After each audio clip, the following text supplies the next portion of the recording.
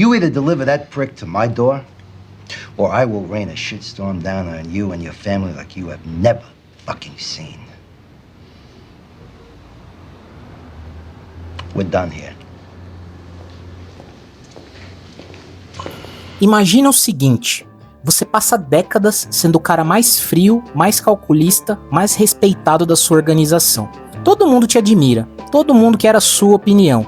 Você resolve brigas, faz acordos, mantém a paz, aí finalmente chega a sua vez de sentar na cadeira do chefe. E em menos de 2 anos, você está preso, com câncer, e o legado que você deixou é o de um cara que quase destruiu a própria família. Esse é Johnny Sack, e a história dele é uma das mais fascinantes de toda The Sopranos. Fala pessoal, bem-vindos ao canal. Se você é novo por aqui, a gente mergulha fundo em personagens icônicos de The Sopranos e outros que marcaram a cultura pop. Não só no que acontece com eles, mas no porquê das escolhas que fazem. Hoje o nosso foco é John Sacrimoni, o Johnny Sack, o underboss da família Lupertazzi, que virou boss, virou réu e virou lenda, não necessariamente nessa ordem. Antes de continuar, deixa o like, se inscreve no canal e ativa o sininho. Isso ajuda demais o conteúdo a chegar em mais gente. E agora vamos ao que interessa, com spoilers como avisado lá no início. Johnny Sack aparece já na primeira temporada de The Sopranos como o braço direito de Carmine Lupertazzi, o chefe da família mais poderosa de Nova York.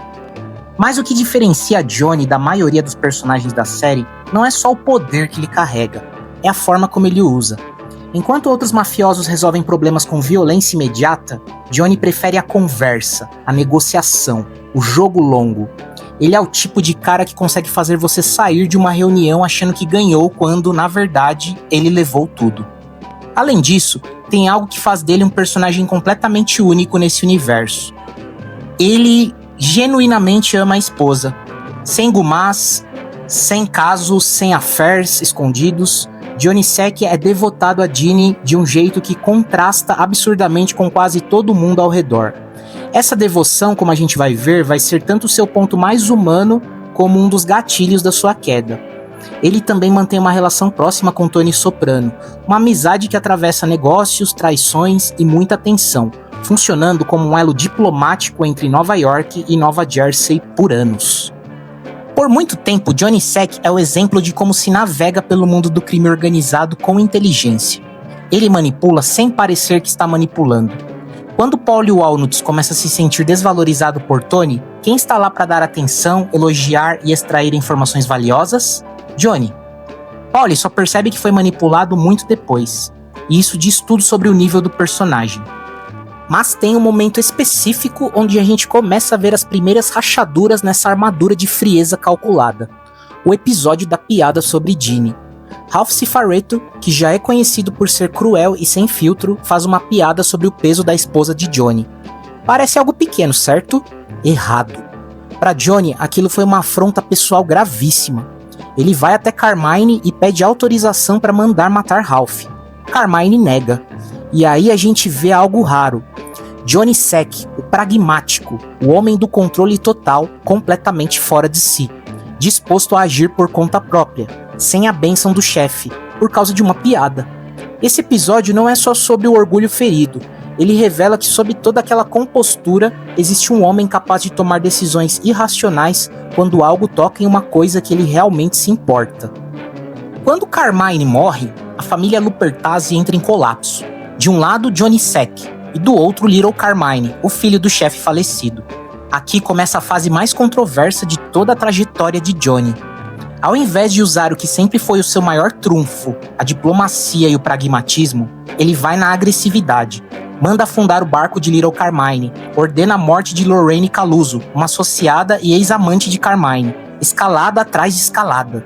Até Tony Soprano, que geralmente apoia Johnny nessa disputa, começa a questionar as escolhas do amigo. E isso é significativo. Quando Tony Soprano, que não é exatamente um pacifista, acha que você está exagerando na violência, é um sinal de alerta importante. O que acontece aqui é que Johnny confunde urgência com força. Ele quer o cargo há tanto tempo que quando a oportunidade finalmente aparece, ele abandona o que fazia especial e passa a agir por impulso. A guerra que ele inicia tem consequências que vão muito além do que ele calculou, e o preço vai ser cobrado mais tarde. Johnny Sack consegue o que queria. Little Carmine recua, cansado do derramamento de sangue, e Johnny assume formalmente como chefe da família Lupertazzi. Final feliz, certo? Não exatamente. Quem conhecia Johnny do começo da série nota uma mudança imediata. O cara que era conhecido pela calma e pelo pragmatismo começa a se comportar de forma arrogante e impaciente. Personagens que conviveram com ele por anos comentam isso abertamente. É um padrão que The Sopranos explora muito bem ao longo de toda a série. O poder não transforma as pessoas, ele apenas traz à tona, amplifica o que já estava lá. Johnny sempre foi orgulhoso, sempre teve temperamento. Quando ele era underboss, esses traços eram contidos pela hierarquia. Quando ele está no topo da cadeia alimentar, não há mais nada segurando. Mal terminou de se acomodar na cadeira de chefe, Johnny é preso. A investigação federal que cai sobre ele provavelmente foi facilitada por toda a movimentação violenta durante a guerra com Little Carmine. Exatamente o que Tony havia alertado que poderia acontecer.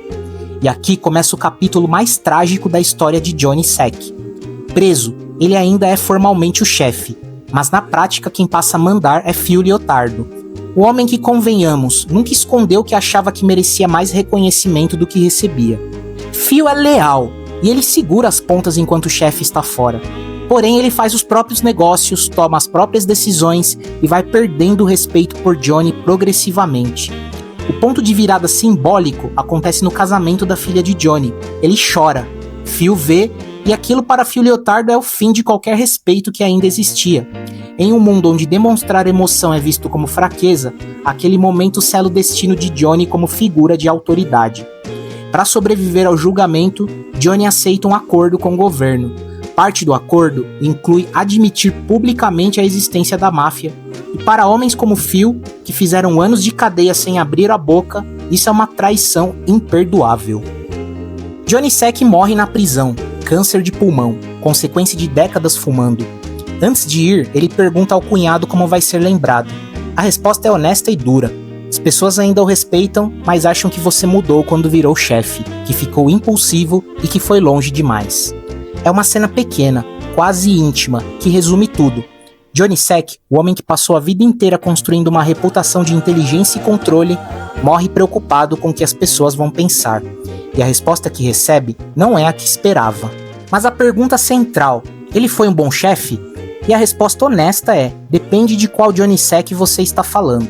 Como underboss, excepcional. Ele era um operador político de alto nível, capaz de equilibrar relações complexas, proteger os interesses da família sem escalar conflitos desnecessariamente. E ainda manter Tony Soprano como aliado estratégico por anos. Nessa função, Johnny era quase insubstituível.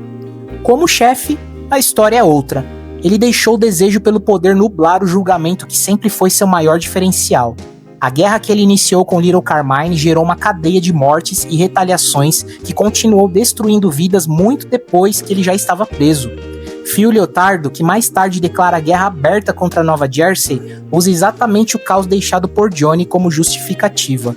O que torna Johnny Sack tão fascinante como personagem é que ele não é um vilão sem nuances nem um anti-herói romântico. Ele é algo mais complicado, um homem muito competente no papel que foi feito para ele, que se destruiu tentando ocupar um papel para o qual não estava preparado emocionalmente. The Sopranos já fez isso com Tony, com Ralph, com Christopher, mas com Johnny tem uma camada extra de tragédia, porque por um longo tempo a gente realmente acredita que ele poderia ser diferente, que aquele homem frio e inteligente ia chegar lá e fazer diferente. Mas o poder faz o que o poder sempre faz. John Shakwamoni. Abonano. Abonano, John Shack.